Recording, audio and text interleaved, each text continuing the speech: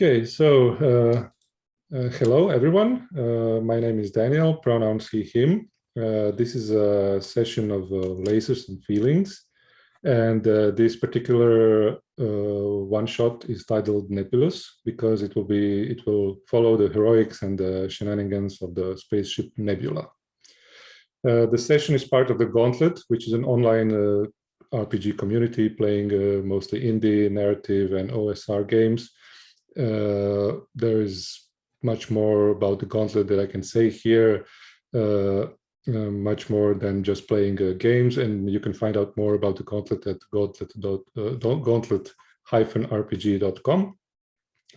This game is also a part of the Gauntlet Community Open Gaming event, which is a chance for new players to get a taste of our playing culture here in the Gauntlet, but also for anyone to try new games and just hang out online together, share ideas and experiences, and meet some new friends. And this is what we are doing today.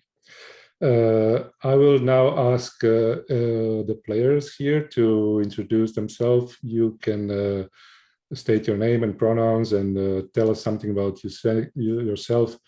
Anything you want to say in short about who you are and such. Okay, so I'm going to go in the direction of the way I see you in the gallery of the Zoom session. So let's start with Stephanie. Hi, I'm Steph. I have they, them pronouns, and I'm recently new to the Gauntlet, but I've been playing a lot of the Between recently, so that's my big deal. Okay, thank you. And Anya? Mute. Hi, I'm Anya. I use she, her pronouns, and I'm very excited to be playing Lasers and Feelings for the first time. Thank you. Rod? Hi, I'm Rod, he, him. I've been playing with the Gauntlet for just a few months. Yeah, I'm looking forward to the game. I'm a fan of Star Trek, so should be fun. Good, great, thank you. Okay, I will now tell you something about the game. We are playing Lasers and Feelings. This is a game by John Harper. It is a fast-paced, very simple one-page RPG. It's narrative-driven. It's a role-playing game about the crew of an interstellar ship on a space adventure. The game is suitable for one-shots because its mechanics are super simple, which we will see, and it's easy to create characters on the fly. It's a really good pickup game. And even the mission, the adventure is rolled from a random table, which is part of the rolls. And that's also what we are going to do now. The aim of the game is to portray the main characters and their interactions and connections on the mission. I would like the focus of the game to be more on character drama than on really solving the missions itself or the mission objective. It's not, I mean, the characters may want to, of course, to succeed, but we want to really be interested in the characters and how they develop during the game. The aim is to do really the theme to be relaxed, not really serious, sort of pulpy sci-fi experience, maybe thinking Firefly or Star Trek or whatever you like.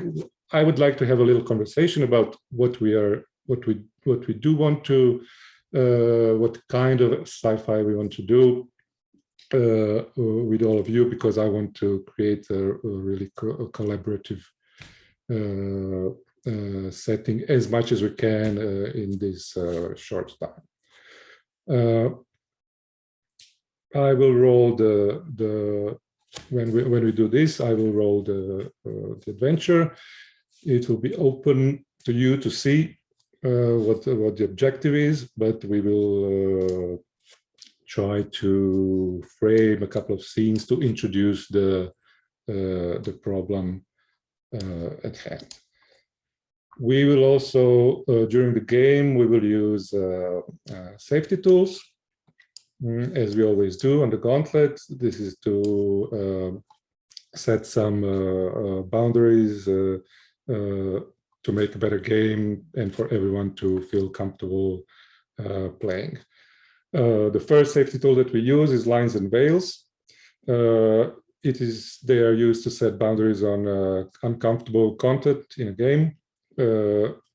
Lines are hard limits on some content that if you don't want to have some kind of content, if it's uncomfortable for you, or if it is something that you don't want to see in this kind of game, you can align it. And veils are softer limits. These are things that are okay, but we don't want to go too much into detail describing the content. So if this happens, we sort of fade to black or skip to the next scene. We don't go too hard on this type of content. The next safety tool is the X card. This is a check-in tool. Probably we will not be able to predict everything with the lines and veils, and even if something comes up, if something comes up during the game that we think that it's not okay for us to participate, you can just make like an X sign with your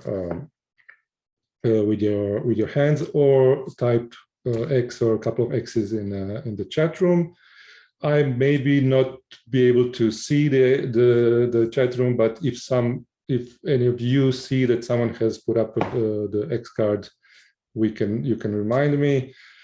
You can point it out, and then we will stop the game and have a conversation about where we will, rewind the content. You don't need to, when you use the X card, you don't need to explain. If you don't want to, you don't need to explain why this content you want it to be skipped. And by playing this game, we agree to be on the same page and be open to using the X card. So if someone does, we will all respect that. One other tool that we use is the open door policy. This means that any of us, including myself, can leave or take a break from the game if there is a need.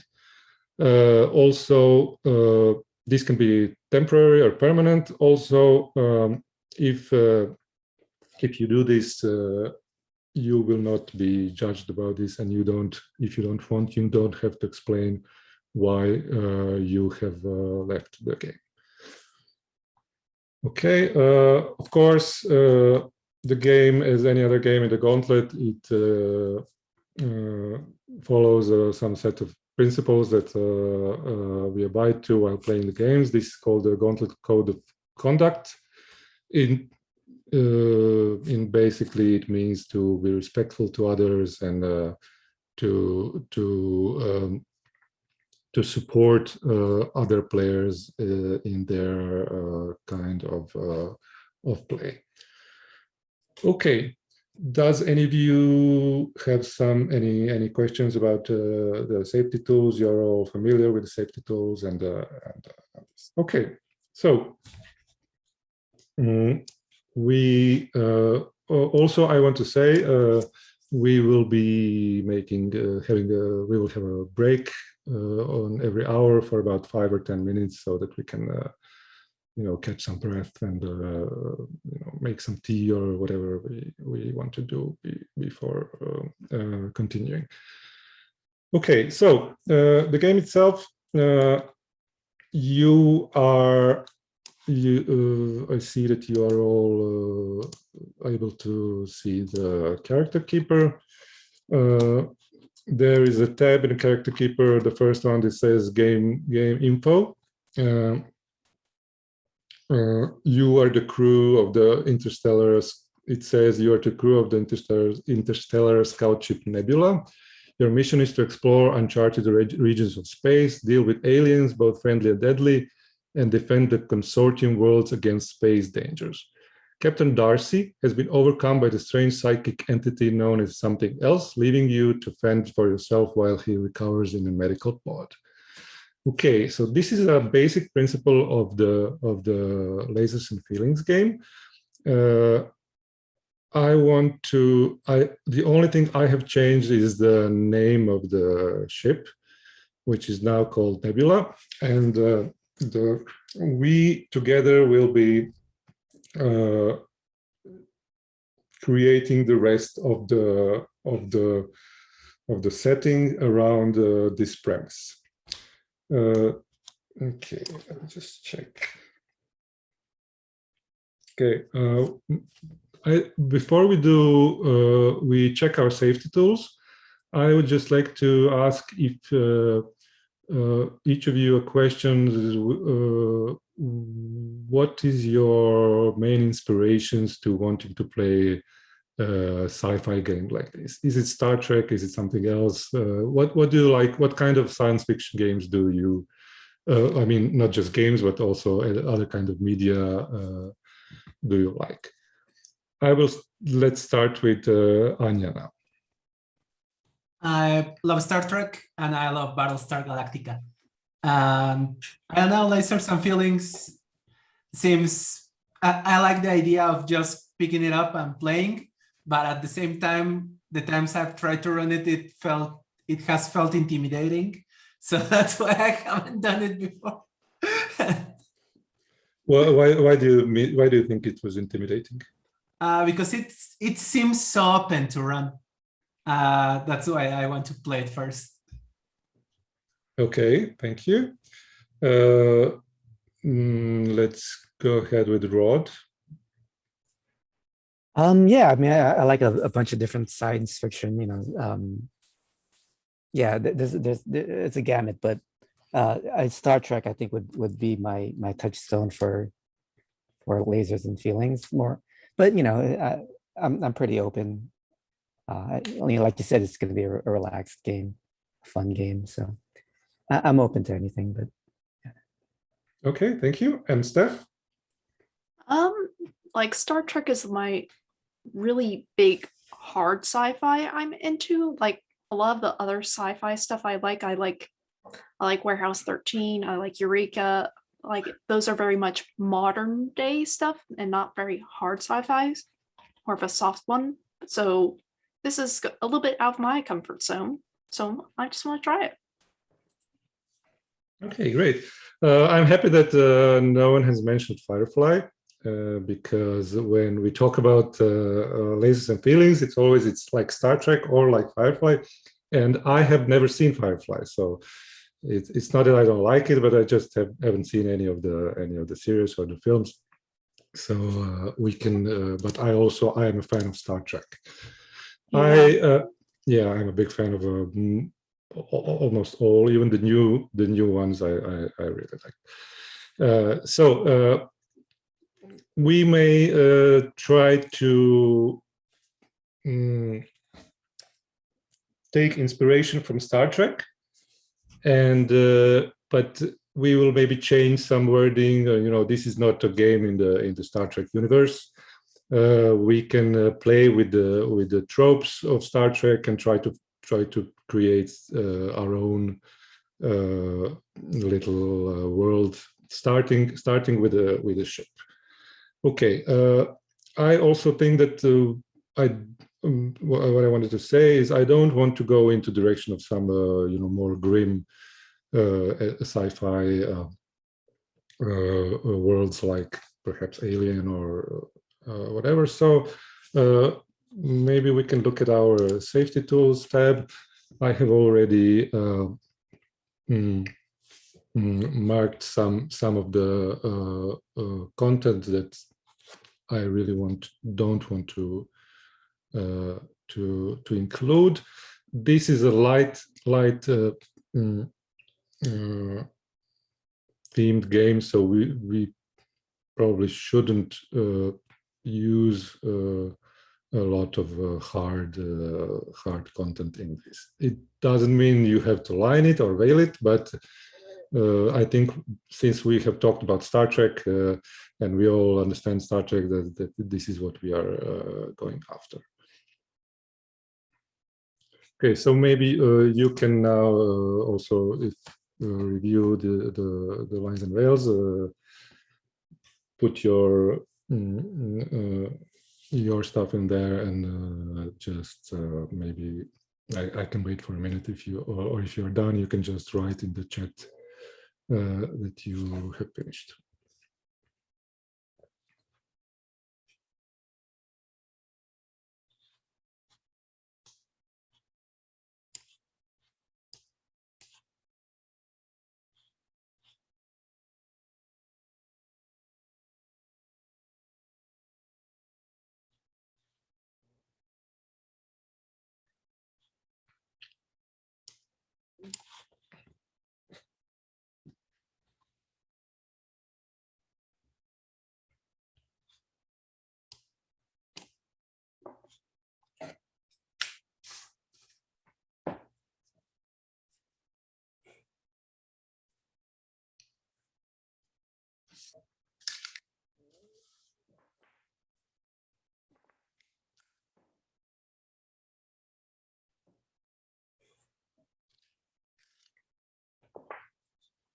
Okay.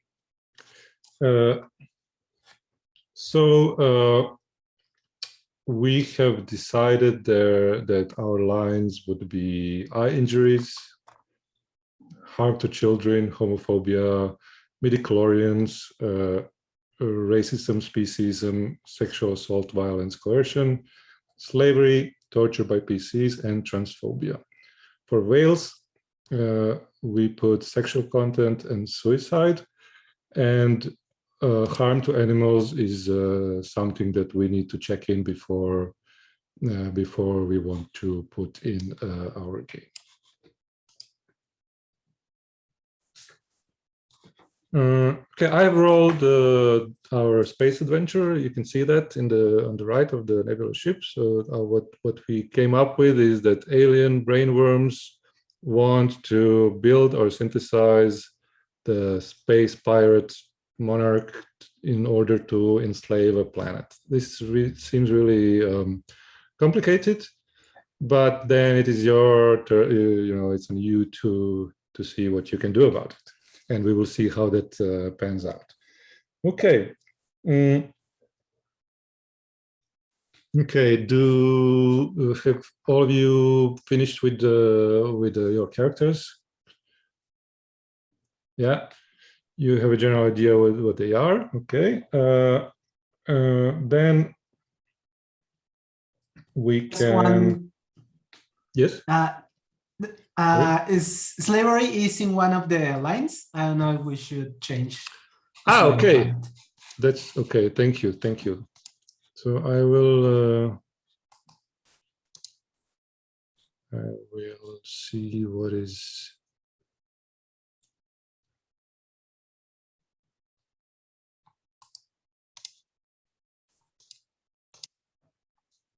I will not roll again, but I will choose the next one on the table, which is to start a war.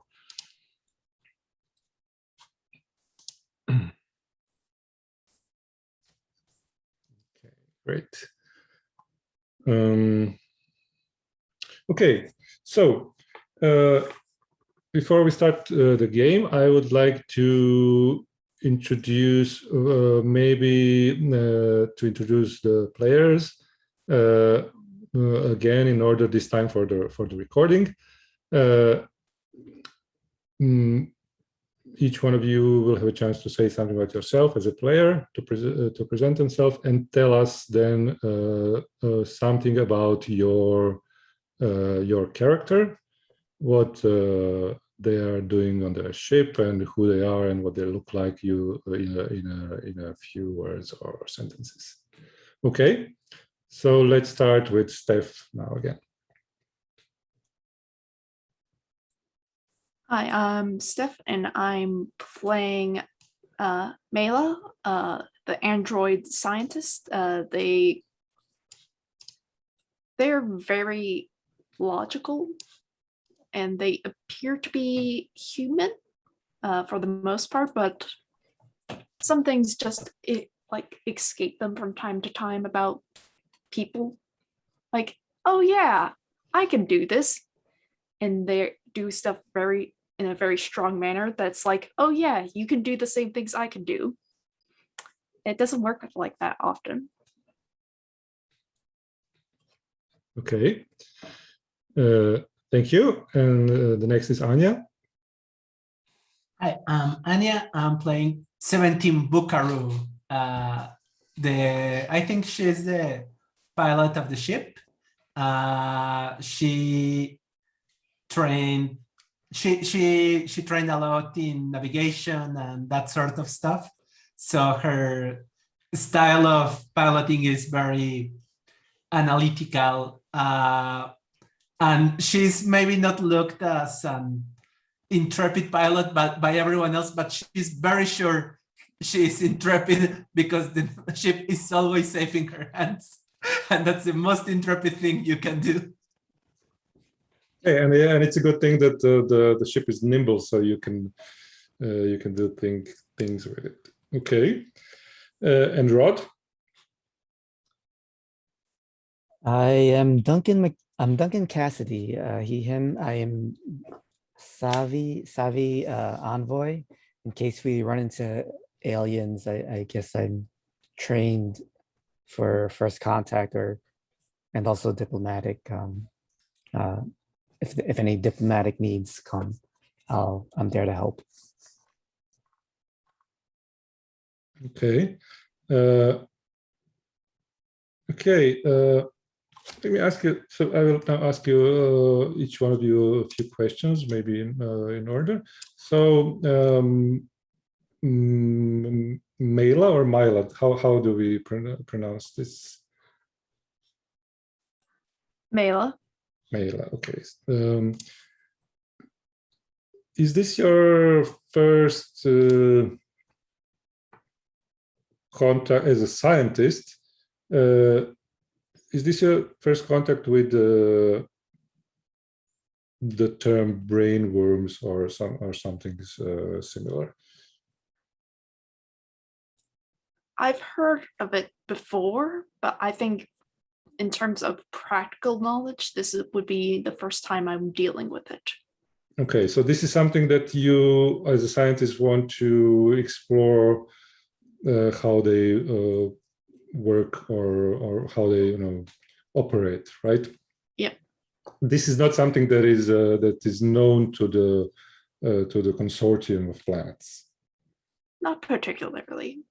It's more or less they've plopped up here and there, but in terms of actual direct contact, there's not a whole lot of information. Okay. Okay, and 17 Buckaroo.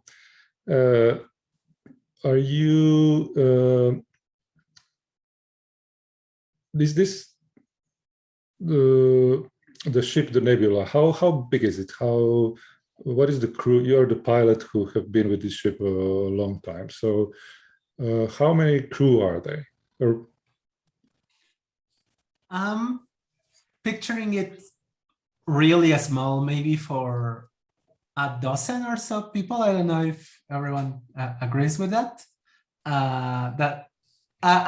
For some reason, the image that came to my mind was La Sirena from Star Trek Picard, the most recent series, which is not a big ship at all. It's like maybe 15 people can fit in it. Yeah. Okay. Great. And Duncan, what is your? You are an envoy, right? So what is your? Who are you working for? I think I'm working for the consortium.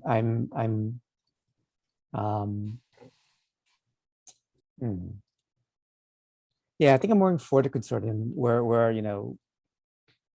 I'm their envoy to whoever we meet, I guess.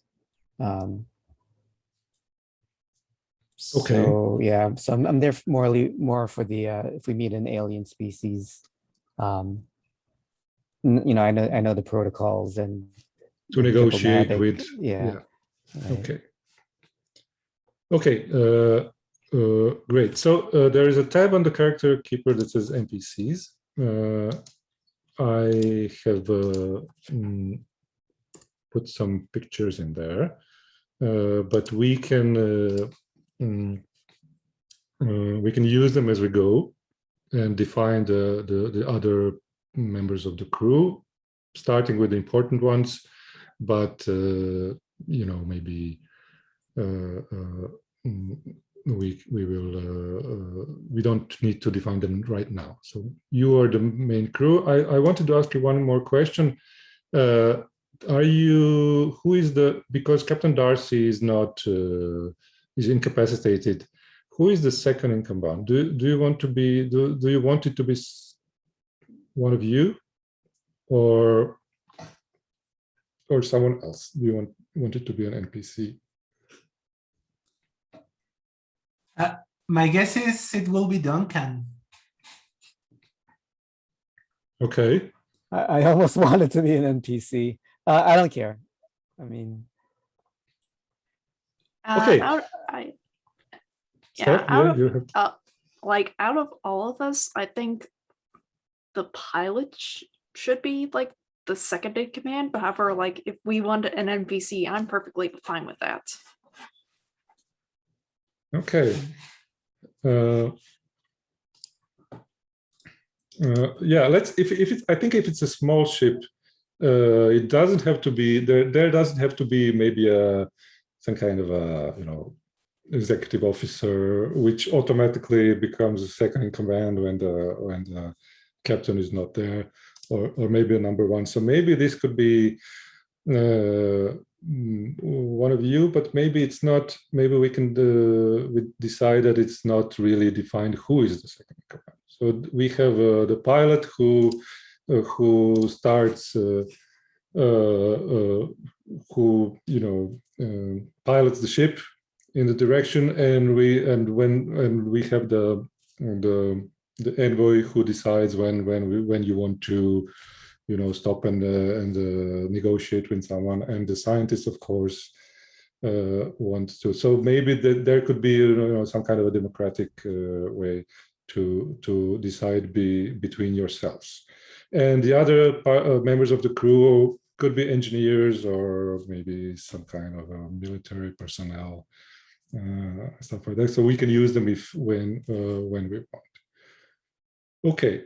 Do you have any more questions about the base of the ship, or if not, we can start set up maybe a scene. We are closing to the hour, so we will have a break, but maybe we can do a scene before that.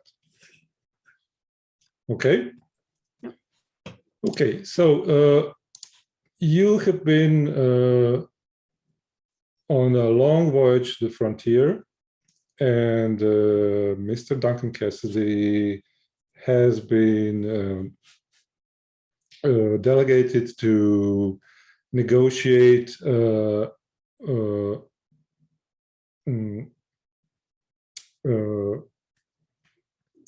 deal with some kind of living organisms that you don't really know anything about. They are called brainworms by some of the species that live closer to the frontiers, and they know something about them, but none of the planets who are part of the consortium don't have any big information about who they are, how they operate, and what they want. But so it is your job of the Nebula to find that out and try to maybe get them to put a deal, to make a deal with them about peace and cooperation with the consortium.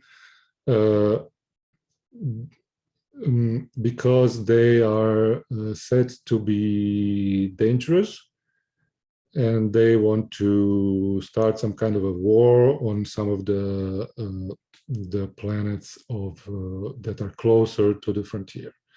Your first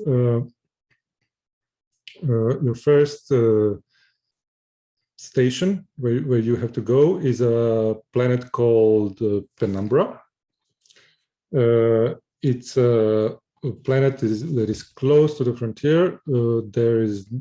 There are not a lot of people living there. There are some kind of a strange species living there, and you need to go there because they have been the ones to sound the alarm to call for the consortium for help, to help them against the brainworms. Okay. You are halfway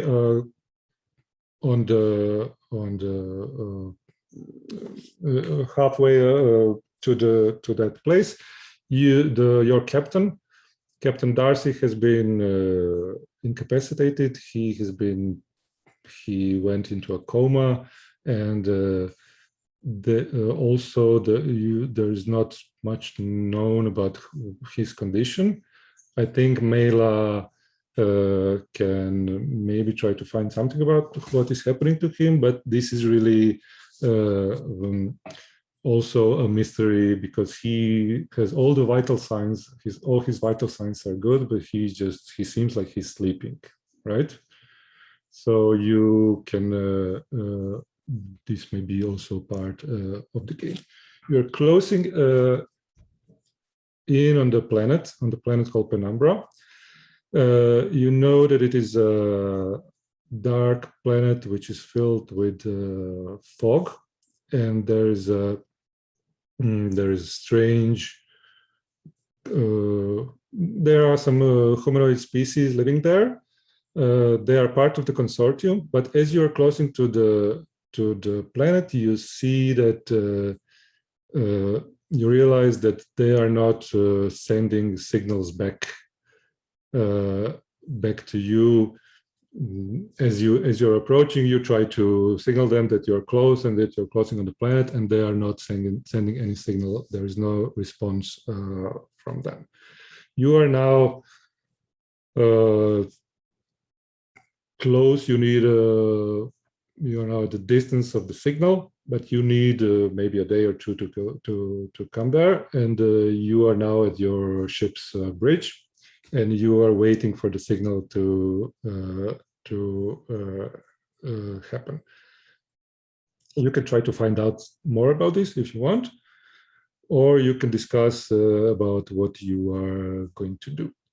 All three of you are on the ship, on the bridge. The pilot is there, the scientist is there, and the envoy, the negotiator, is there. So you can decide what you want to do. Okay.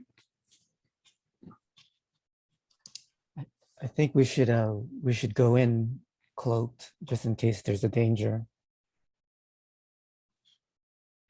That makes sense. Yeah, I think we should cloak and maybe fly in a vector that allows us to escape quickly if we need to. How foggy is it? Such as it's a fog that covers the entire surface of the planet and it's very dense, or is it just like, oh, it's normal weather patterns such as a light fog on a day? Your information says that it's not as your sensors can see through the fog when you're outside of the planet. When you're in the planet, it's like everything is a little bit gray, but it's not as dense that you can't see anything through it. Okay, if you want to check out maybe with your sensors about some vital signatures, life signatures on the planet, you will have to come closer to the planet. Okay. Yes. We need to get closer to the planet to be able to sense various life forms down there in case if there's any emergencies and people are still alive. Well, then we need to offer them because they are part of the consortium. I'm lowering the ship as close to the atmosphere as Mela deems adequate. Can you scan if there's any other ships in the area? I mean, I guess you would have done that anyway, but I'll bring it up. Okay. Is this something that Mela is doing, scanning? Yes. I think Mela I think would. so. Yeah. Okay. So, do you want to scan for the if there are some life on the planet, or do you want to scan for ships around the planet? I would say scan for ships first. Okay. Okay. So let's try. Let's do this as a die roll. Let's try to maybe check the mechanics and how it works. Okay. So you are familiar with this dice roller? Do you need any help with it? I've used this dice roller before. Okay, great. So you have a one die as a base, and then another die if you are prepared. I think that works because you have the necessary equipment for doing this. And also one die if you're an expert, which I think being a scientist and scanning stuff, I think that would qualify. Yeah, sure. Okay, so you have 3 dice, and I think the scanning is a lasers roll, not a feeling roll, right? Mm-hmm. So you need to get a roll under your number, which is 4. Okay. Well, I rolled a 4. So lasers feelings. Okay, so you have no successes, which means there is some complication, but you rolled a 4, which means laser feelings. And I will tell you the complication first, and then you can ask me a question about your laser feelings, with your laser feelings. Okay. Mm-hmm. I think you are scanning for the ships. Yes, and there are you are not feeling any. Your scanner doesn't show that there are any ships around, which is strange, because you know that this planet is capable of space travel, so they should have some ships. They should have some ships around, or maybe welcoming you, or defending the planet, but there are none. So this is really a strange thing. You don't see any ships. What you do see is some kind of what you do scan is some kind of a residual signal from some kind of energy that was expanded here not such a long time ago, which means either there have been a lot of ships here flying around recently, or there was some kind of a ship battle happening, and that was recent, and now there are no ships left. Okay, and now you can choose one of the questions to ask me. What should I be on the lookout for? Okay. I think as you are analyzing the data that you're having from your scanners, you realize that the energy signature is from there were some kind of explosions. There was a big battle, and there are, probably ships were destroyed here. And what you should be on the lookout for is you have a cloaking device, but maybe other ships have too. So this is really strange. This planet is known to have cloaking devices on their ships. You know, they can use them. So maybe if you don't see the ships, it doesn't mean that they're not there. Okay. Okay. Mm-hmm. Okay. So it's 5 minutes past the hour. So I would like to have maybe a 5-minute break, if that's okay with you, and then we'll go to see what's happening next. Okay. So maybe see you on the 10 past the hour. Okay.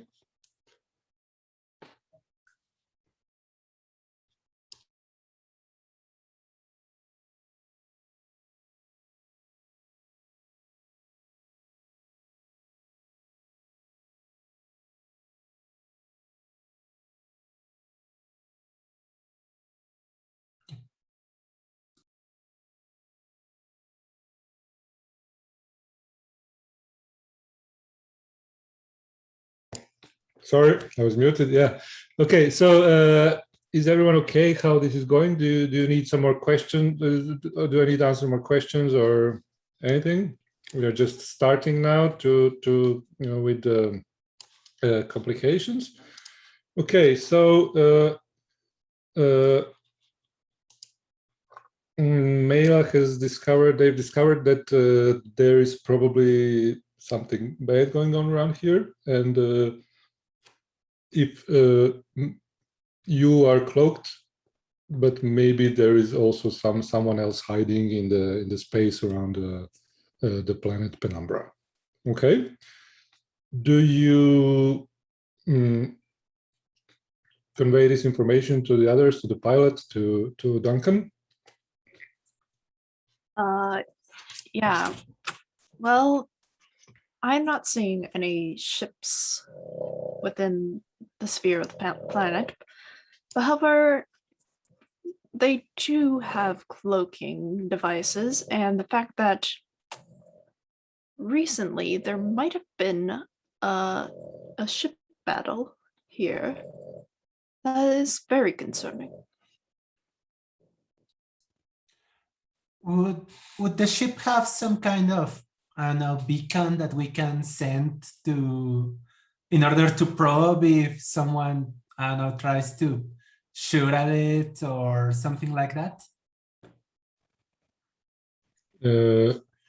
Yeah, you can. Yeah, you can try something like this. What would you like to probe exactly? Do you want like some kind to try to force if someone is cloaked for them to reveal themselves, or yes, kind of well, to send something that appears to be a ship, maybe, to see if it prompts some kind of response, maybe a lifeboat ship or something like that. okay. Yeah, I guess you do have some kind of a shuttle that you can, small shuttle that you can release. Do you want to release it to? I'm thinking we can go with the old Star Trek trope that you, if you're cloaked, you cannot attack someone, and if you do attack, then you will be uncloaked. Okay, but you can try to release a shuttle pod to see if something happens to it. Yeah. I tell them my idea, but I make it very clear that then we will be without one of our shuttles, or without our one shuttle. Who's gonna pilot the shuttle? I mean, they're gonna put themselves in danger.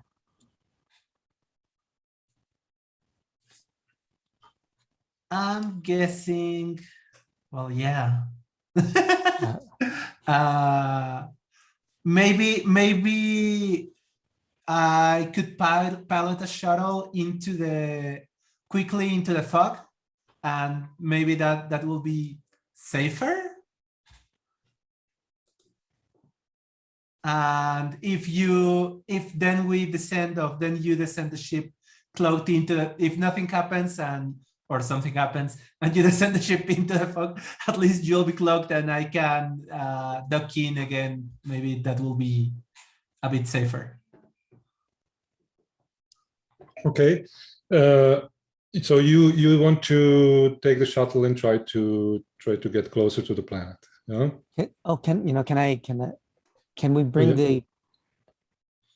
just to amend that plan, if we can bring the ship into the fog, and then you can bring I mean, because it sounded like you wanted to see if there were alien ships around, and see if they would respond. Maybe have the shuttle coming from the planet so that they don't know the ship is there. They might just think, it's a shuttle from the planet trying to escape. And then if there is a problem, you can come back down. I think Duncan would probably be, concerned for your safety, but if this is what you want to do. I think that's a great idea. I just don't know if we've determined if the fog is safe right now for us to descend before, just enough so we are covered. I'm guessing the ship is it's if you get closer to the planet, so that you get into the atmosphere, which is foggy, it would be maybe hard to maintain this height. If you want to descend all the way to the surface of the planet, that would be okay with your ship. And but if you want to keep it as close to the planet, but not on the surface, it would be maybe difficult to maintain it. So you need to find the right orbit speed to get it close to the to get it the right distance so that it is hidden in the fog, but so that it can float on the place. You will be entering the atmosphere, so it's maybe a little bit harder. Yeah. But then when you do this, you can operate the shuttle freely, right? Okay. Okay. I think that's the plan then. Yeah. Okay. I think that's a roll. I think yeah, you can try to have so you have one die as a base. I'm not sure if you get a die for being prepared to do this. Maybe, yeah. Okay, but you are a pilot, so you know how to do this. Yeah. Okay. So you get a one die for that too, and also you are an expert on that. So maybe you can have all three dice. Okay. Yeah. That's I forgot my number.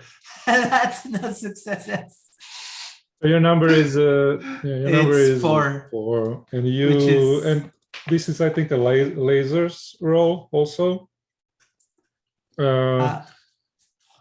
You think not? I think it will be a laser roll, yes. So you need to have you need to roll less for each success. You need to roll less than 4. Yeah, so no successes, just 1 for lasers feelings. Okay. Okay. So the same situation is here. So you are getting closer to the planet, and it is hard. Okay, you are a good pilot, but this is really the atmosphere of the planet is very dense, and the gravity is very, very hard. So it's difficult to keep the ship, at a height.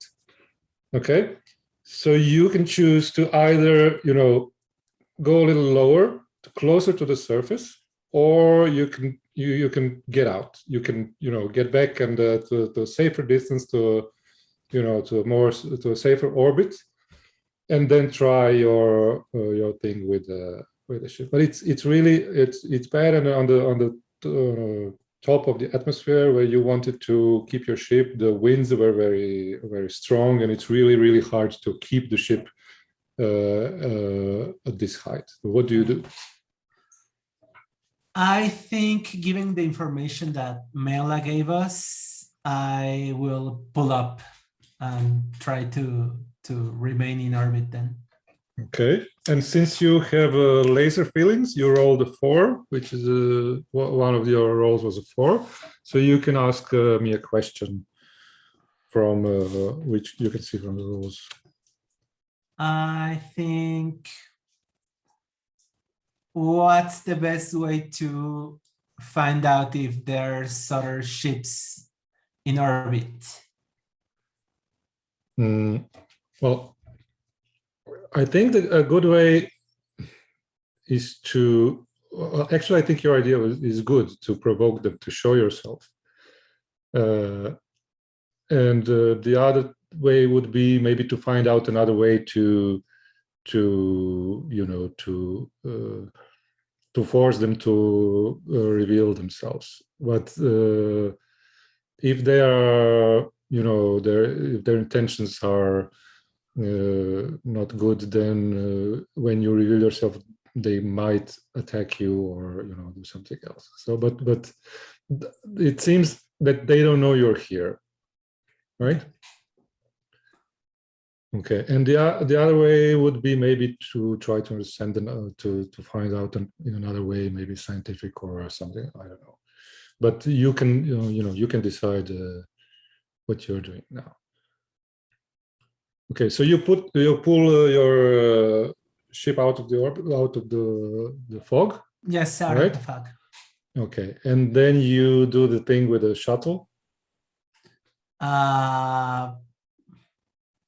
I'm not sure.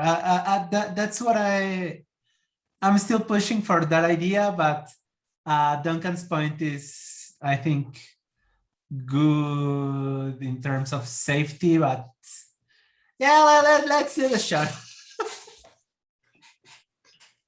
Okay. Let's do the shot. Okay, Duncan and Mela, do you want to have before 17 goes piloting the shuttle? Do you have some advice to tell them? Everything is seeming very, very strangely silent. Even even if you are close to the planet, you haven't scanned for life signs yet, but you don't see any light on the planet. You don't see any ships around the planet, which is also very strange because this planet is very it's advanced. It's not like that they don't have this. Okay. I'm going to try to scan for life before 17 goes into the shuttle, because there's not much else we can do besides going down on the planet itself, besides 17's plan of just flying around the planet in a little shuttle. Okay. Okay, while 17 is doing this, going to the shuttle, you scan for life signs, and you see that there are life signs. There are a lot of living beings on the surface of the planet, as expected. They just haven't responded to your to your hails yet. And Duncan, you also see this. You see this on the screen, that there is life on the planet. Do you want to, while you're waiting for, because 17 needs to prepare for the shuttle for flight, do you want to do something else? Do you want to make some checks or something else? Right. If maybe if Mila can help me, I'd like to send an encrypted, a communications to who, if there's any to the survivors on the planet, specifically if there's any governmental buildings intact, or and to let them know we're here, and then find out what the situation is and see if they respond. again, it's going to be encrypted. So, I assume the consortium has some encryption protocols that. Okay. Yeah. Definitely. Do you have a specific someone who you are targeting with this message, like some kind of military or government organization or something else, or are you just scanning if anyone responds on this secret channel?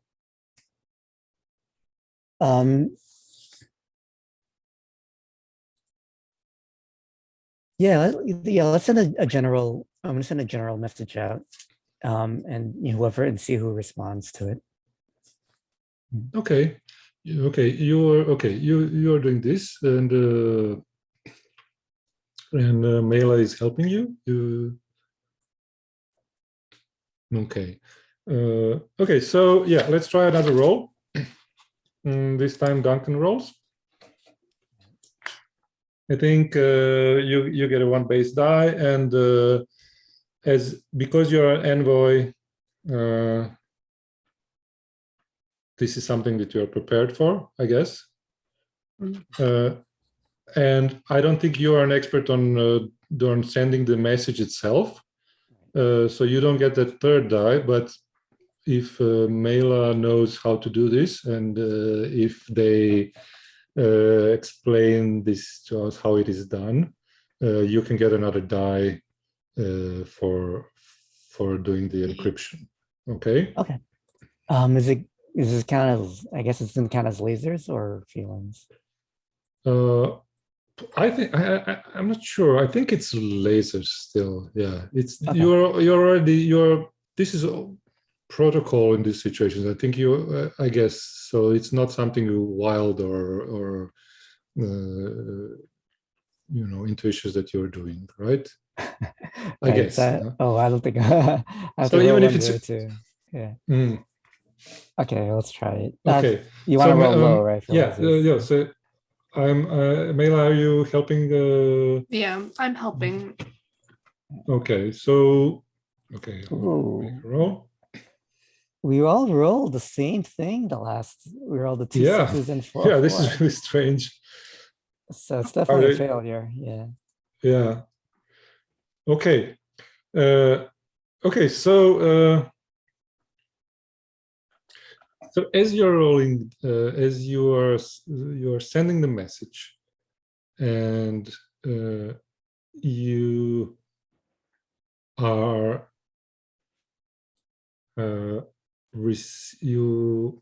when you are sending this message on this kind of an encrypted channel, the protocol, the channel is done in a way that you always get a response if someone has received your message, right? So if you would have sent this message in an empty space, or if it's a planet that is destroyed, you would not get this. So this is the equivalent of the red when you send a message, when you see that someone has seen it. Yeah. So you get this message. So you see that that this message was received, but as you're waiting, you don't hear any. No one is responding to you. Okay. You see you see the planet under you, and there are lives. There are people who are alive there, operating, but no one is responding. Everything is dead. And at that time, 17 is in the shuttle, and you get out of the shuttle, and when you leave the ship, the shuttle does not have, I guess, a cloaking device, right? So you need to be seen. Are you going in the direction of away from the planet, or are you going around the planet? I think I'm going away from the planet. Yes. Okay. You've gone as you've gone out and you see on your screen in the Duncan, you see on the screen in the bridge that the shuttle is going away, and all of a sudden there are like 3 huge battleships appear in front of you, uncloaking themselves, right? And they block your way. So it's exactly in the direction that you went. They were sort of like either waiting for you or they're everywhere, and you know, the ones that are in front of you are, you know, telling you to stop. And they are like much bigger, like 5 times bigger than your ship. They are, you see, all of you see that they are equipped. They're, you know, armed, equipped for battle, and you, I mean, you can try to escape them, but because you're, you know, small, but they are not seeing the Nebula, the big ship, yet. Okay, they are not firing yet. Okay, what do you do, 17? These are battleships, though, so I think I'm gonna try to maneuver my way to make some evasive maneuvers into the fog with the shuttle. Oh, so you're escaping down at Yeah. the planet. Okay, great. Yeah, yeah. Okay, you're doing this. Yeah. Okay. As this is happening, you see kind of a couple of smaller ships, you know, like a fighter ships, getting out from the big battleships and following 17's shuttle. Like 5 of them are going after you into the fog. Duncan and Mela, as you are watching this, there is a hailing message from you. Someone wants from the planet wants to open the channel to talk with you. Nice timing. All right. Oof. All right. So my thought is, I'll just say quickly, we rendezvous with 17 in the fog and try to pick her up. Yep. Mila, I'm not a pilot. If you can handle that, Yes, I handle can. I'll handle the communique. Okay, great. So Mela, you are taking the controls of the ship okay, and you are going into the where we have established that it's really hard to pilot the ship inside the fog, right?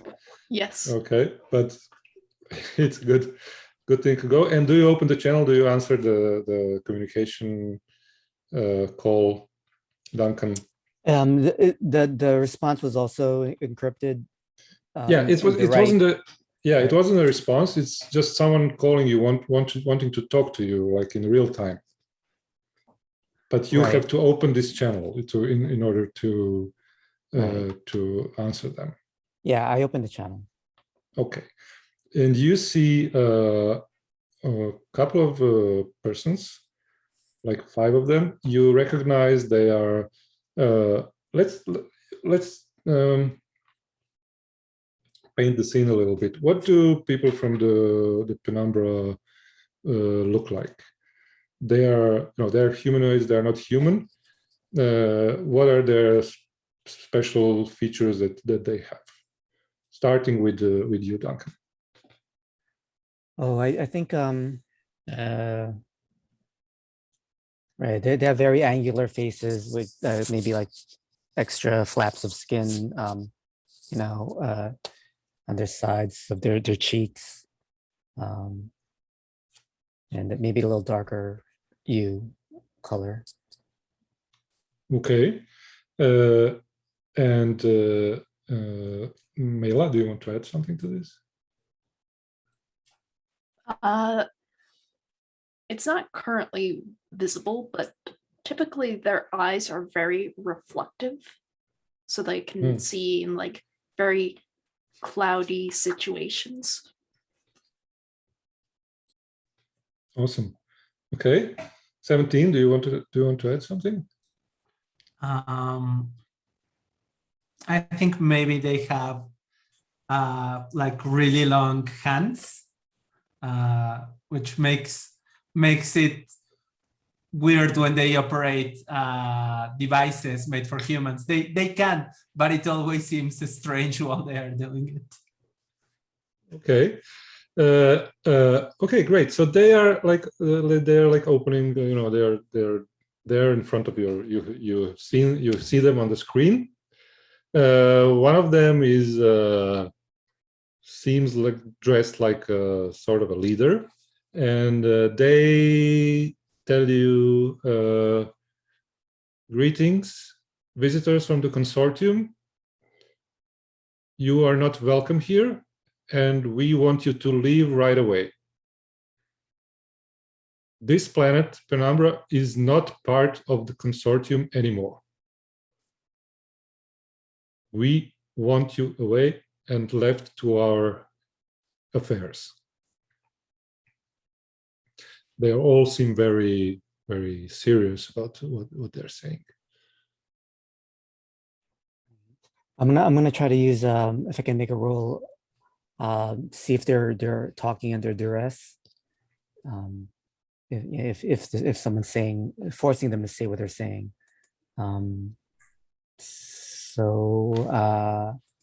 Okay. Right. So I get a die. Would I be prepared? I mean, I'm trained for this. Yes, I guess think that would you be- are. I think you are. You're a trained negotiator, so you are trained. You're an expert on this, but I'm not sure if you've been prepared for this. Okay, that's fair. So And I will. yeah, but this is definitely a feelings a roll, so it's Cool. you have a better chance. And if you roll a 6, 4, 6 again, you can't because you have only 2 dice. But then means something's wrong with this dice roller. Oh, Okay, I got 2 successes. 2 successes means straight success without complications. Still, the third die could be maybe a 4, but I don't know. But you, yeah, you see that they are behaving strange in a way. They don't seem like they're talking under duress, but they seem like they are strangely unemotional about what they are saying. Like sort of like not really like robots, but some sort of like they don't have any you don't see any body language while they're talking to you, which is really maybe unusual for this for their species. Right. I'll just say we detected you sent a distress call. We're just here to make sure everything's okay. We did not send a distress call. If a distress call has been sent, it was before we changed our ways in order to free ourselves from the clutches of the consortium and going to our own affairs. There are 3 warships in your atmosphere that have just appeared. They are our warships. And they have revealed themselves to your small shuttle because the shuttle is violating our space. And we want you out now. We don't know where you are, but we will find you. Call off the attack on the shuttle and we will leave.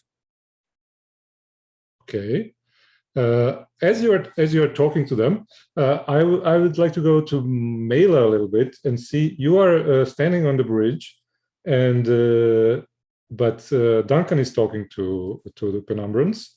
So you maybe want to you are free to do some more analysis or do whatever you want to do maybe follow, or you. I'm sorry, you said that you were piloting the Yeah, I always the said it was ship. You're following. piloting. Yeah. Okay, so do you want to keep on doing that, or you want to follow 17? I want to follow 17 because like we gotta pick her up and then cloak immediately just to like, because like otherwise she's gonna get blasted out of the sky. Okay. Okay, so let's see if you are able to steer the ship into the atmosphere. Something that was hard for 17 to do. So maybe you can try again. I'm not prepared for this, and I'm not an expert in this. I just get in the radio and tell Mela, remember, breathe slowly. I don't need to breathe. Pretend you're breathing slowly. I think that's a good idea, though. If you can assist her from the shuttle, that gives her an extra dice. Yeah. Yeah, if you are if you can contact each other, then maybe you can assist her. And exactly what you did right now. So we can count that as an extra die for Mela. So you have 2 dice, okay? And you're rolling for lasers. That is a 1, which is a success, and a lasers and feelings, because that's another 4. Okay. Okay, so it's really hard, and 17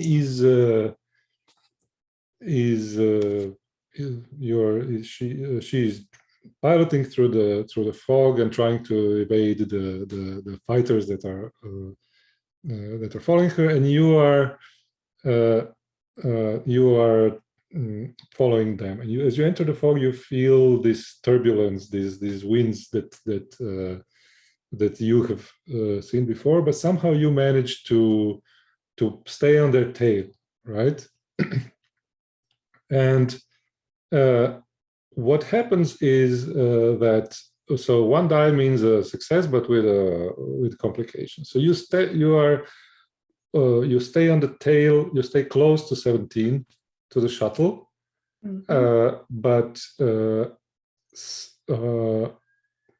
and 17 can attempt to re-enter the ship.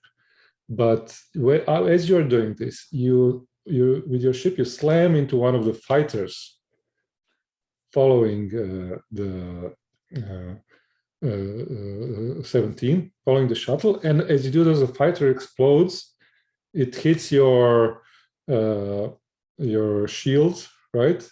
There's no damage to the ship, but what happens is that the ship becomes uncloaked for a while, and you need some energy boost it takes a little bit, a couple of seconds, or maybe 30 seconds for you to try to cloak yourself again. 17, okay. you can there are enemies shooting at you right now. You're somehow concealed in the fog, but you see the presence. You see what has happened, and you know where the ship is. So you can now try to go back in the ship if you want. But the problem is that you're muted. Yes, I'm going to try to duck with the ship, back with the ship.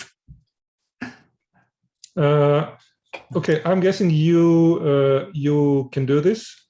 Let's say without a roll, because you're close, and then Mela has done already this roll, succeeded. But Mela, you have a laser feelings, right? Again.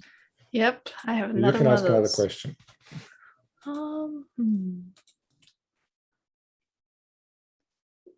What's really going on here? Okay. So that's a good question. I think as you are doing this maneuvering, which you're not very trained for, especially, but you're being able to do this. You are very good at multitasking, and you have been analyzing the discussion between Duncan and the Penumbrans at the same time, because you are not feeling any stress while this is done. So you're Yeah. Either I will do this or I won't. There is no in between. Yeah. You are I mean, it's obvious that they have been changed somehow. They have been taken over. Like, I don't know if it's mind control or they have been pressured to do something, but the penumbras are not what they have used, what you expect it to be. They've probably been, taken over by something, and they have never, they are advanced civilizations, but they have never they've never been hostile to any of the other parts of the consortium before. So this is really, really strange behavior, as if they're, as if they've been, taken over, their minds been taken over by someone else. Okay. Duncan, let's go back to you for a while. You are still talking. Well, I mean, the ship is in turbulence and flying through the fog, and there's this shaking scene a little bit, but the channel is still open with the Penumbrans. Yeah, and they are telling you that you are not welcome here. So do you want to say something else to them, or how do you continue the conversation? Yes, I repeat, call off your attack on the shuttle and we will leave. We will not call off the attack. We have now the location of your main ship. We will not attack you if you leave right now. Okay, get out of the planet's atmosphere, and you have 30 seconds to set your course away from the planet and back to the core systems.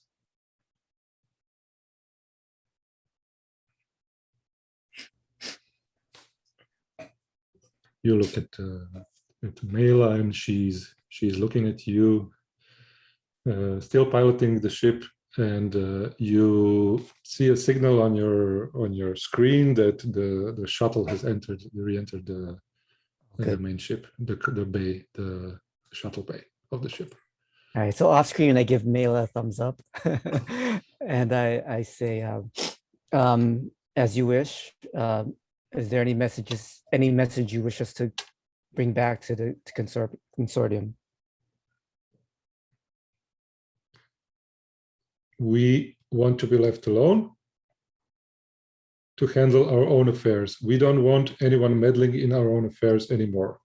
We will decide the future of this part of the galaxy by ourselves.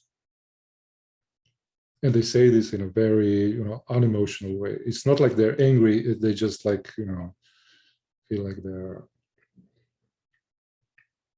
It's very flat. Yeah. I'm going to say we will honor the wishes of the Penumbrans. Okay, and they close. Okay, do you want to say something? Yeah, go ahead. No, Sorry. that's it. Yeah, if they close, they close the connection. Others. Right.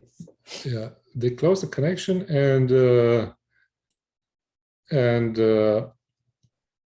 you realize that this is not, if they want to, if a planet wants to leave the consortium, it's like the consortium is a democratic organization, so there are ways to leave the bit other than chasing them away. This is also, if someone wants to leave the union, they can do it in a there is a procedure for that, and this is not the procedure they are following.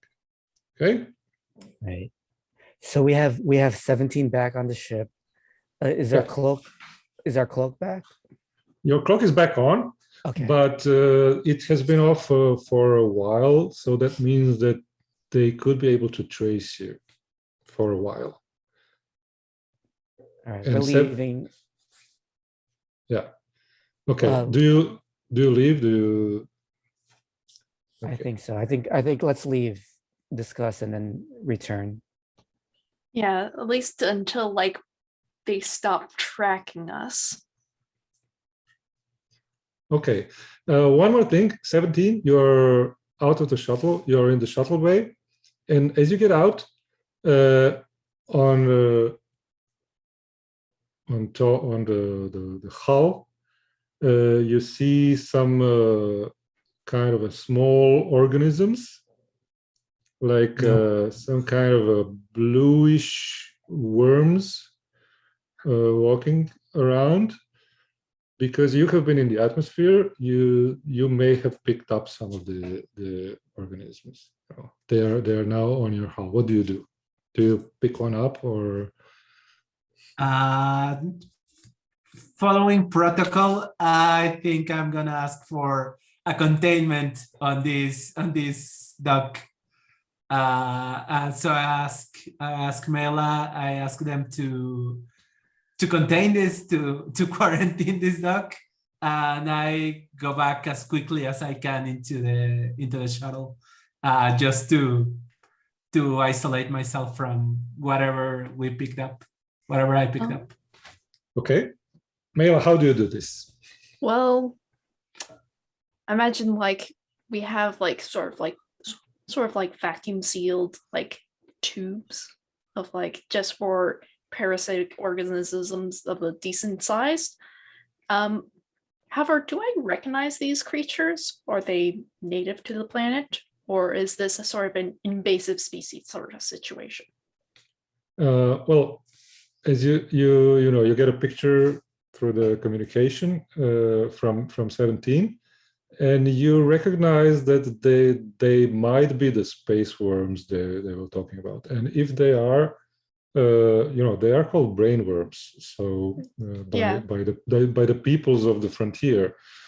So they are known to be invasive. You don't know much about them, but it would need further analysis to find out more. But they seem very suspicious. Yes, I am going to capture the brainworms. Okay. And one of the members of your crew. So are you going yourself or I'm you going send to someone? go myself because technically speaking, I'm not a fleshy organism, so I'm like it can't really harm me. But however, I think like it should be a roll necessary because like I'm trying to figure these things out. I think you don't have to roll right now. So 17. So you have contained the bay, the shuttle bay. Sorry, but 17 has gone back to the bridge, I guess, or somewhere else you want to go.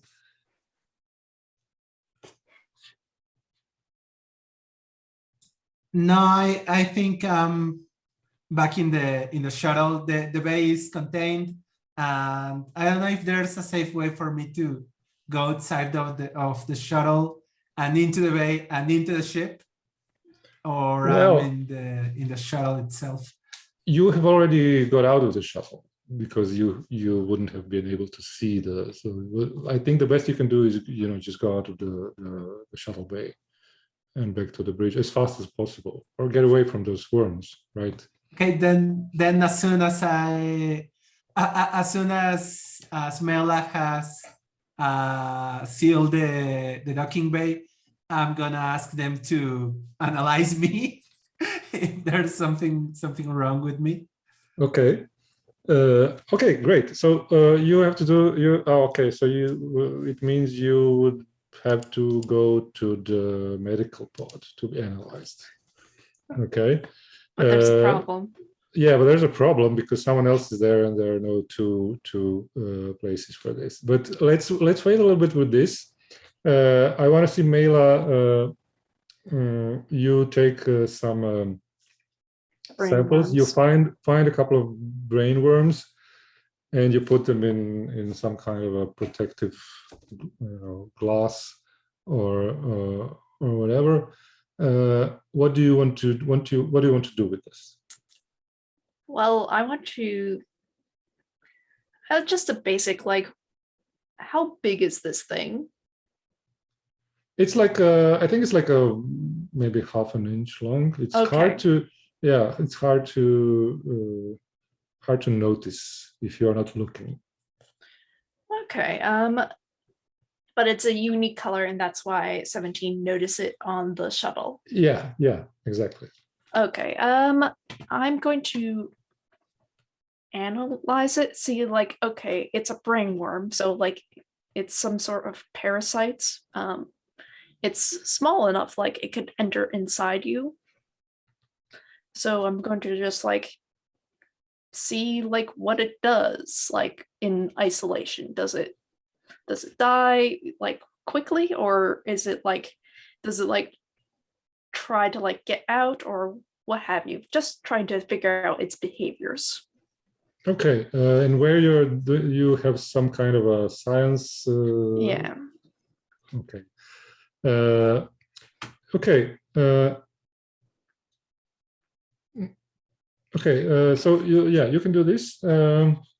You start the analysis, and let's roll for this. Okay. But do you consider me prepared for this, or? I think so. Yes, because yeah, you knew your part of your mission briefing was that you will be facing Okay. some kind of strange worms, space worms. Space worms. Yeah. Oh, it just rolled. Okay, I see. Okay. As one success. Wait, no. Yeah. Yeah. And one laser and feeling again. Okay. Okay, so you find some information. So it takes some time for the analysis to process. You will find some information, but there will be a complication. But let's see. I would like maybe to ask for you to ask me the question, the lasers and feelings question now, before I tell you what happens.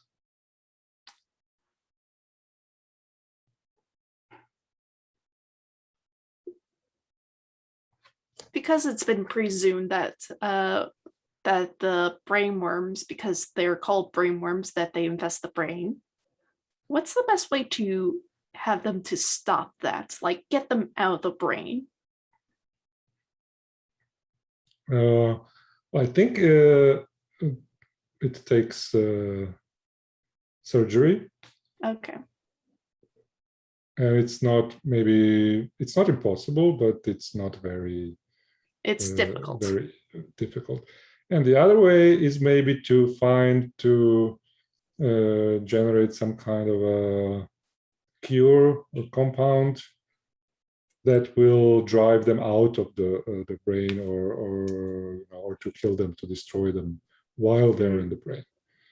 But this could take a little bit more time. Yes.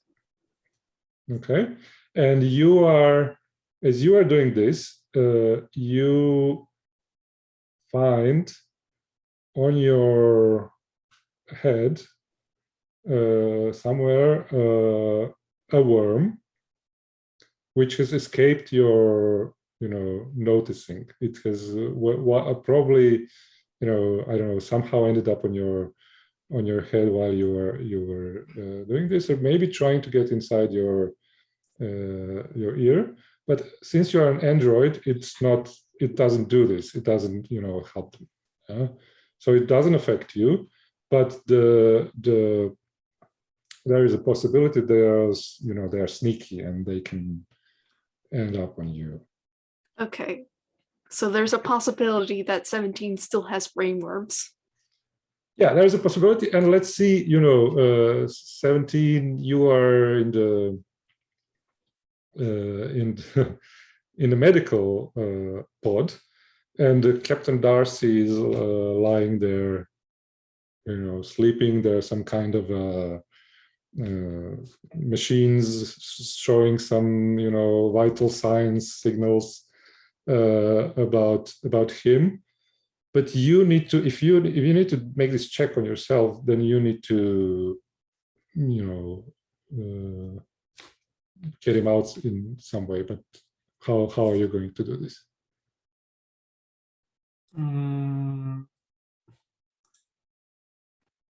I think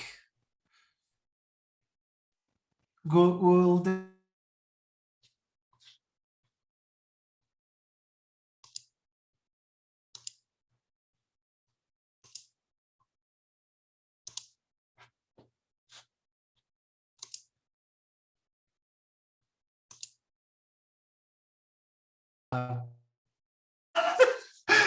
put him in the nearest chair or something like that, and climb onto the medical pod. Okay, I'm sorry, I lost my connection for a while, so I didn't hear. But you, the whole thing. So maybe you want to repeat that. I'm sorry. I just froze. No. Everyone froze on me for a couple of seconds. So no problem. I was asking if there is some kind of surgery attire or something like that I can use to isolate myself from the captain and move him from the medical pod into, I don't know, the nearest chair at least. Okay. I don't want to put him in the floor, and then climb on the medical pod. Okay. Okay. So yeah, you can do this. There is a chair, and you are, you lift him up, and it's a little bit hard, but you manage to do it. So you put him on a chair and you lie on the table, right? Okay. And I just want to quickly to see. We'll cut back to this. Go back to this. I want to see a little bit with Duncan what he is up to, because. And then I think we can have a little break, another break, and then we go back to finishing to our last act. But Duncan, you are now in command of you are piloting the ship, and it's it's easy. Yeah, it's easy. You don't need to have any special maneuvers, because Mela has already set the course away from the planet before she left. But you see that there are the three battleships are escorting you. Even though we're close. For quite some time. Yeah. They have been able to trace you. Maybe they don't know your exact position, but they know the general direction that you are in. What is your plan? Do you want to try to maneuver out of to maybe since you're cloaked, maybe you'll be able to to just steer left and see if they're following you. Yeah, so I kind of veer off the trajectory and see if they just keep going, or if they follow. Yeah. Okay. Okay. Let's roll for this, and then we'll see. Oh, I'm the worst. Can I use my intuition rather than my tactical know-how? Yeah, you can probably. Yeah. Okay. Let's see. Okay, so maybe if you're doing this on the intuitively, maybe if you manage to do this, it will be easier to succeed. But if you don't, you can maybe screw up something because you are not familiar with the commands. Right. Okay. So this is then a feelings roll, right? Yes, feelings. Can I take some moments to prepare what I'm doing? Yeah, maybe you can. Yeah, you can wait a little bit, because both Mela and 17 are doing their things right now. So you had time to contemplate how you can do this. So that's another die. Cool. So it's 2, and I rolled a 1 and a 5, so 1 success. Okay. Just a second. Okay, so yeah, I think you managed to do this. You maybe you can explain what happened, how you did this. Maybe you can tell us. Right. So I mean, I just kind of, it's very slight because my ability to control the ship isn't too good. But yeah, it just starts, going off. And I just keep checking the sensors to see if they're also veering behind me. I can say that, they keep going if that's fits. Yeah, they keep going. They have lost you. Yeah. Okay, good. You Good. managed to do this. Okay, so we're safe for now. I am going to try to touch base real quick with Mela and 17 to see if they're all okay. Okay. Yeah, you have done this. You discovered that you're not as close to the. You have gone a little, quite some, far away from the planet. But you have managed to lose them, and they are continuing away. They planned to escort your ship for a long time to make sure that you have left. But you have somehow managed to evade this. And let's have a 5-minute break now, and then we will maybe fast forward a little bit to see what you know and see how you can complete this mission. Okay. Okay, see you in 5. Yeah.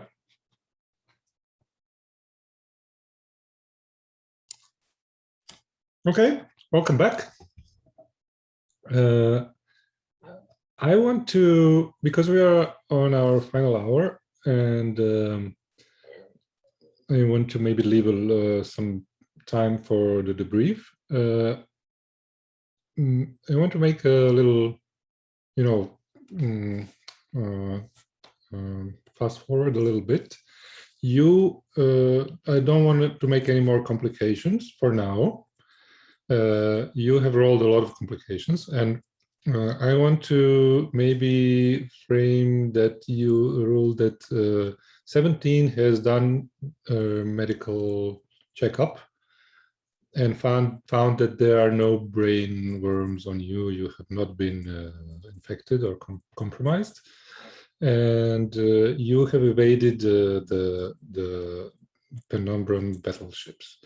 You have concluded, obviously, I guess, that they have been taken over by all of them, or most of them, by the worms.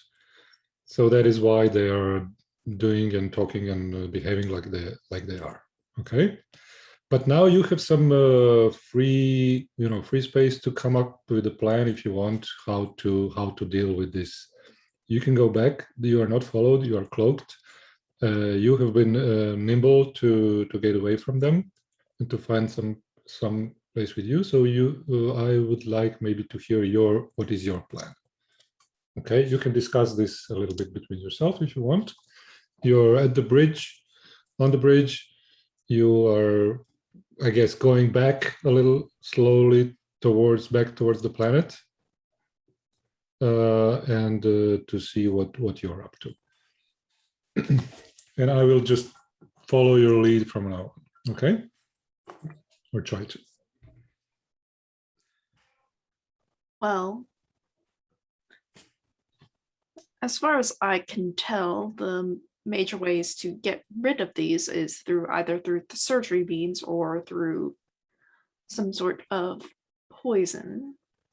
However, since it's pretty much planet side has like a majority, infection rate, this could take a while.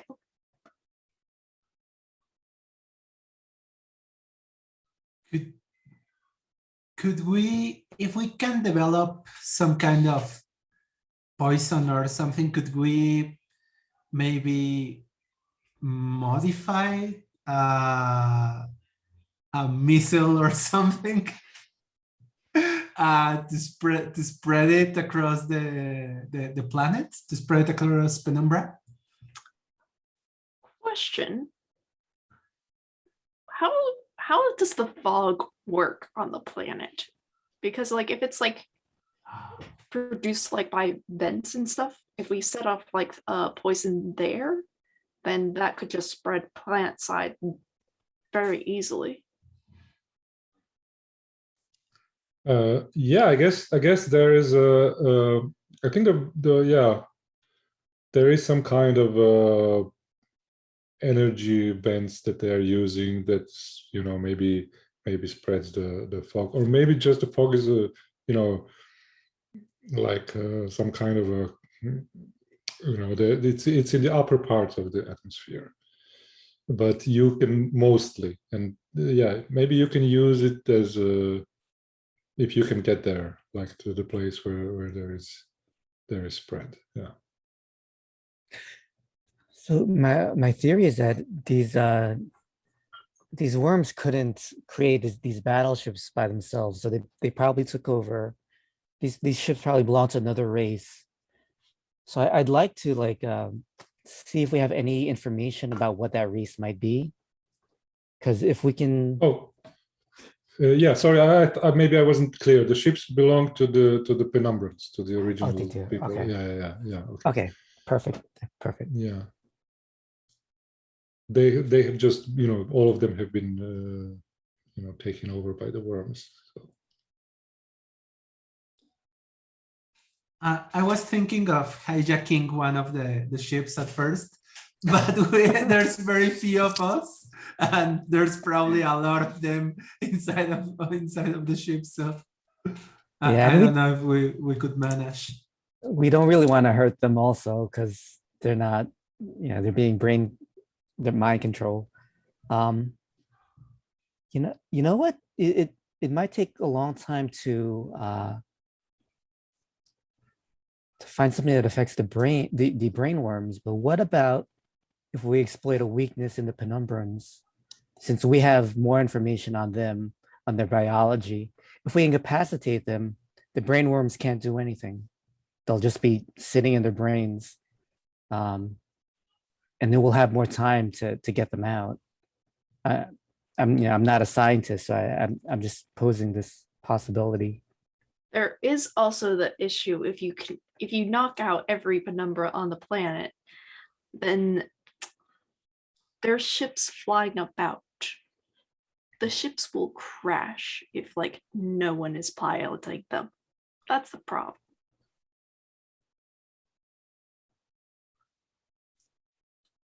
Wouldn't these larger ships have some kind of automated pilot or something like that?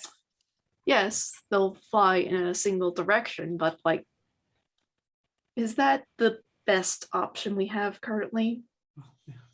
Because if we could spread something to every penumbra on the planet, wouldn't it makes more sense to just get rid of the worms first rather than knock out the native species?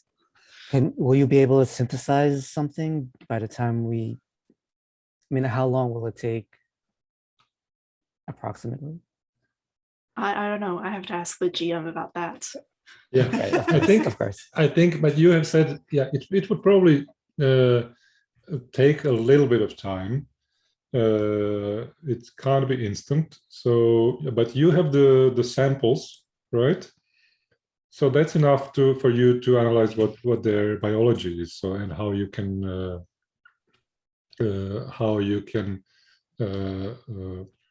you know, incapacitate it. And I think we can say that it takes a little bit, maybe you know, a week or a month. It doesn't matter. But I guess the role will tell us if you had enough time or to do this, or something else will come up. Okay. Yeah. You have the ability to hide and to wait a little bit until it is done. Okay. Okay. All right. I mean, would it help if I got a brain worm inside me and you can study me? That would definitely help. That's a terrible idea. We don't have much. I think that's a great idea. Yeah, because it's not only do you have to devise a poison, you have to be sure that it's, this poison gets into the right place, and All right. your human biology is closer to the biology of the penumbrans than just having worms in vitro. That is fair. And truth be told, currently none of your expertise would apply right now because you cannot actually communicate with the penumbras, and the brainworms just seem to be fixated on a single idea. So if you were incapacitated for any length of time, it wouldn't matter to the ship. Yeah. I think- could try. I know. I could try to communicate them while they try to, attach themselves to my brain. That's also Alright. true. Okay. This is a fantastic idea. I think that this will, if you do this, Duncan, this will happen. Definitely, Mela gets another die for their role, right?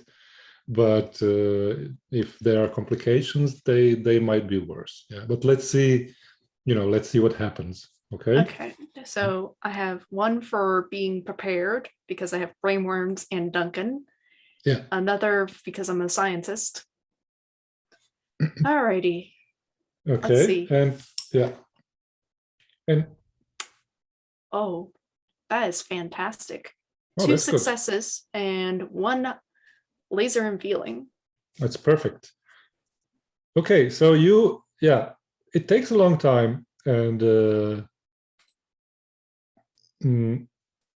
you to make your, but you come up with the right chemical compound that will be able to get into a brain and destroy the worms, and you may discover something about something else, something you want to find out. At this time, you can ask a question for laser feelings, but you don't have to. Maybe if you have another idea for a question that it doesn't, which isn't in the rules. Yeah. At this point, you can ask this. Yeah. Oh, what is the brainworm's actual goal? Like, what are they planning? Because they take over the people, but then they kick out the everybody else. Like, what is their end goal of taking over Penumbra? Oh, that's great. It's good that you asked this question, because this is exactly what you can use Duncan for when he's while he's under the influence of the worms. When you are doing this, he tells you in the same kind of an unemotional way that the worms their goal is to, in fact, start a war with the other planets of the consortium. They just plan to, they want to isolate themselves first, but this is not the end game. The end game is to build a bigger, better army and conquer the galaxy in a way. And they are, if there's something behind that, maybe you can you cannot find out if there is something behind it. If there is just in their biology they want to conquer, that's probably not true. There must be some kind of a reason behind this. Mm-hmm. But you will have to find it out in some kind of way. But Duncan, while you were under the you have put a worm inside you, and you felt like you lost the ability to control your body. You felt like someone other has taken over your your mind. But in a way, you're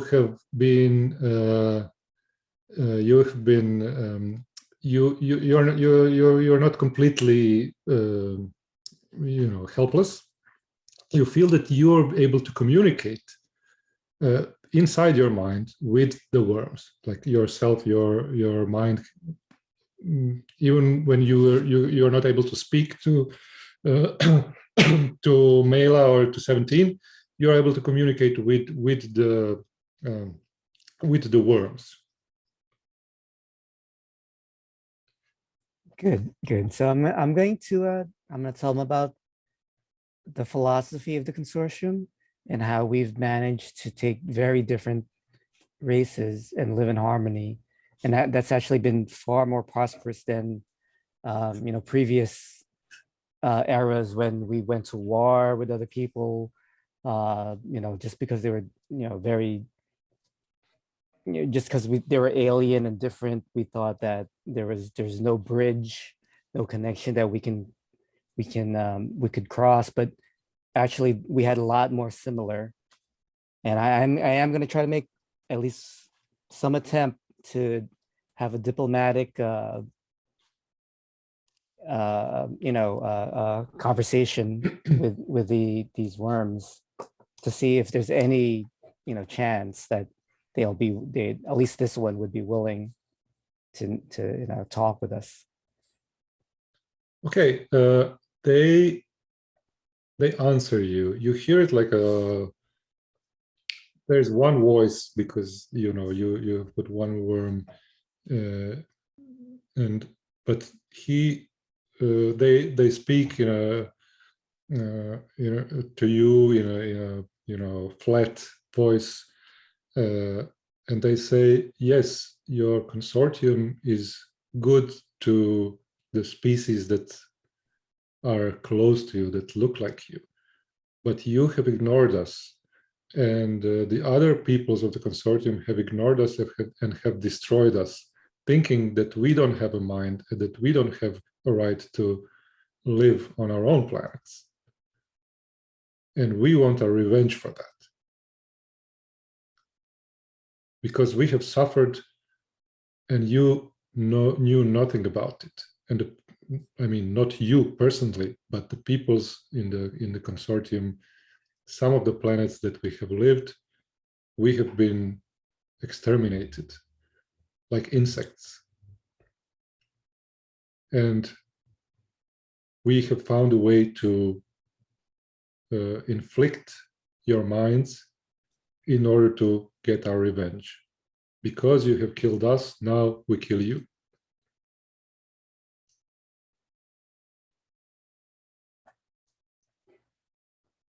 And as you are hearing those words, you have a little bit time to talk with them, to say something to them, but you see Mela put him some kind of the poison inside you, and they are going to kill the worms, and you are not able to speak to them. But I can talk to the worm who can control my body, who can speak to them. I tell them the plan, what this whole thing was, and that we thought you were a parasite, intent on doing harm to us. But if we are the aggressors, I tell them like a consortium, like a code word that Mila would know, to stop the procedure. And I say, you have to speak now. You're in danger. Why should I speak now? I am not afraid of dying. If you tell her now, that means it means that if I tell her to stop now, then they won't be able to check for this poison. So I'm not afraid of dying. The plan is to exterminate you now. And this will not change if I tell this robot to stop. Too many of your people have died already. We have to stop this, because if not, it just keeps going. You get your revenge, then we get our revenge until we're all dead. And it has to stop. I'm trying to help you. I'm trying to show you that we are not all the same. And what we did out of ignorance, we have to find a solution together. Okay, I think we should roll to see if you are able to change their mind. Okay, so When Mela is approaching with the syringe. I'm gonna say I am trained. I'm prepared, because this is my profession. Yeah, definitely. To handle these type of situations, and that I'm an expert at it. All right. Oh, I was about to roll physical dice. Yeah, just tell us what you rolled, if that's okay. Sure. All right. I'll roll on the Okay. dice roller. I got 2 successes. 2 successes. Okay. Good. Your body speaks out to Mela and says, Mela, don't do this. I am talking to the worms. This is Duncan. Let's have a conversation. All right.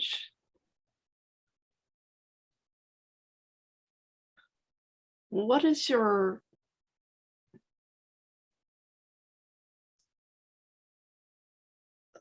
thought process in regards to taking over Penumbra? Are you asking me or Duncan? I'm asking you. Can I hear Mela talking? Yeah, you can.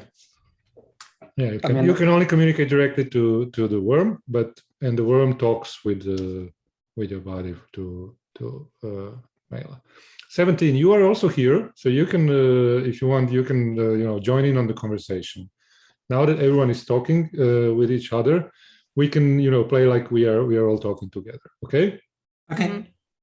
So you, the worm says it's not going to be easy for you to change everyone's mind. We are not, a hive. We have, every one of us has their own personality. So, yeah, you are talking to me, and you can try to talk with the other worms, but there are lots of them. There are millions of us, and most of them are really angry. So if you want to change, you have to be really persuasive.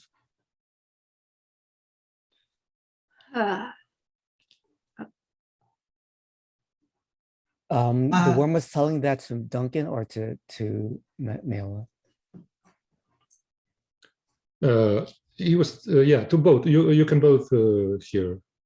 All 3 of you can hear him. You hear him, telepathically, Duncan, and the others can hear,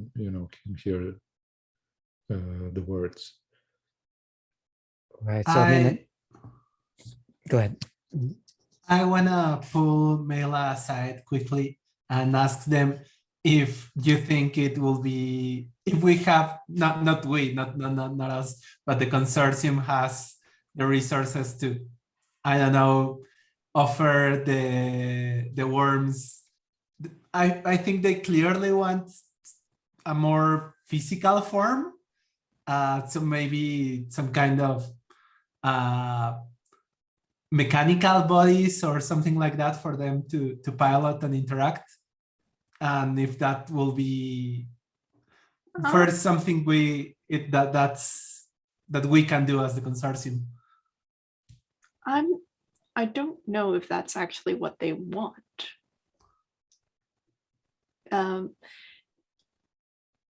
It's more of a question of the ability to if I'm understanding this situation correctly, because I imagine like the worm probably like not to like go back to like reiterate over the same conversation because we just have a half hour left.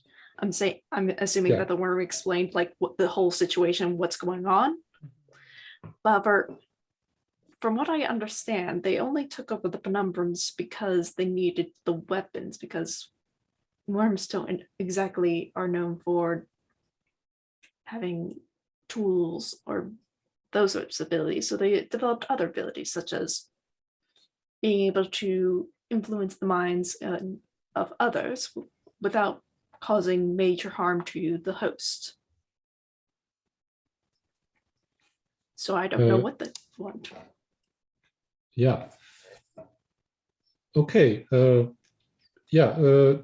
think well, the way this worm explains this is they want some kind of equality inside of the. It can, it's up to. I don't think this is something that you can decide right now. But since we have a little bit left, let's say that this worm has agreed to take you to the back to the planet, to their head, their head worm, their ruler, which they call the Pirate King, and you talk to them, okay? Mm-hmm. And then we can maybe even end up here. And I maybe just want to have a little montage. Each one of you, or maybe me included, say what has happened with the worm. So you have managed to negotiate with the worm that they stop their plan of trying to start a war against the consortium and influence. But let's see how we can make them equals inside of the consortium, like a species that is not humanoid, but it's sentient. Okay. Mm-hmm. So let's just start. I think I'm not sure if I'm understood because my English. But let's just have a little. Each one of us has a little bit of a epilogue story, part of the story, to see what happens next, and then we finish up. Yeah. Mm-hmm. Okay. So yeah, let's start with 17. Okay, and then we go on the direction of the character keeper. I think depending on how the negotiations went, if they went good with the leader of the worms, I'd like to pilot the first envoys of the worms into the core systems. Okay. And that will be, I kind of, if the negotiations went along well, I kind of pledged to bring them to a world where they can thrive. Okay, that's great. Yeah. Okay. And Mela, what do you think the worms could? What would work for the worms to be accepted? Well, I basically go over the history of the consortium of like from my own perspective, because like there's been situations in which a majority of the consortium has been humanoids in the past. However, there's been debates on what counts as sentient beings. One of the more recent developments is the acceptance of generally androids as considered sentient beings. So like I go over that. Oh, great. So could it be that maybe in this whole new negotiation phase, androids also have kind of gained acceptance as well as the worms and maybe some other kinds of species. Yeah. Yes. Okay. Great. And Duncan, do you have something to add? How this all ends up in the future of the consortium? Yeah. We contact the consortium and tell them everything that's happened, and there's actually some people in the consortium who don't trust the brainworms and are resistant to any negotiation. But we spend, the crew of the Nebula spend more time with the worms, and we discover one of the things they can provide is they can heal broken, like things that, since they're operating within the body and are conscious, they can actually heal. They have medical abilities that would definitely benefit the consortium, and one of which is actually, one of them actually enters the captain to heal him out of this weird coma that he's been in. Oh, great! Yeah. I think at the end, Duncan volunteers to go back to the brainworm homeworld, act as their liaison to the consortium. And there's talks about reparations of the damage we've done, what we're willing to provide, if they are interested in having host bodies, if we can synthesize some kind of, I don't know, maybe cloning or something acceptable to both parties, then the consortium will provide that as well. So, I bid my farewell to the crew of the Nebula, because I probably won't see them in a while. Okay, great. So you can, the Nebula is temporarily, doesn't operate until all this new situation has been resolved. I guess I would like to add maybe, to what Duncan said, that and also the others, the worms are diverse, and some of them want to have, mechanical bodies. Some of them want to be doctors. You discover a whole range of different kinds of personalities in them, and it is a long process to try to find the right way to include everyone. But it works in the end, and it's better for the consortium. And your names are the ones who have not only stopped the war, but also made the consortium a better place. And this is where we finish. Okay.